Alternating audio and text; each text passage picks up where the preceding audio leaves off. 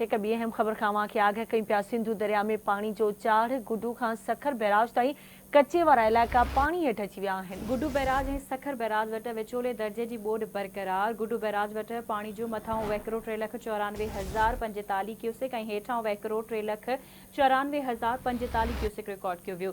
Sukkur barrage वटि पाणी जो मथां वहिकिरो 3,84,754 ऐं मथां वहिकिरो 3,71,000 क्यूसेक रिकॉर्ड कयो वियो। कोटड़ी बैराज वटि मथां वहिकिरो 2,31,104 क्यूसेक ऐं हेठां वहिकिरो 1,94,829 क्यूसेक रिकॉर्ड किया वियो।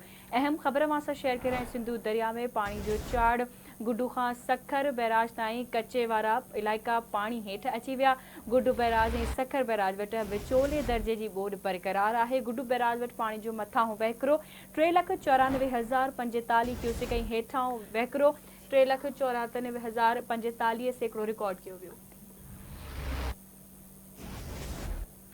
अहम ख़बर सां शेयर कई पिया। सिंधु दरिया में पानी जो चाढ़ गुडूअ खां सखर बैराज ताईं कचे वारा इलाइक़ा पानी हेठि अची विया। गुडू बैराज ऐं सखर बैराज वटि विचोले दर्जे जी ॿोॾि बरक़रार। गुडू बैराज वटि पानी जो मथां वहिकिरो 3,94,045 क्यूसेक हेठां वहिकिरो 3,94,045 क्यूसेक रिकॉर्ड कयो वियो आहे।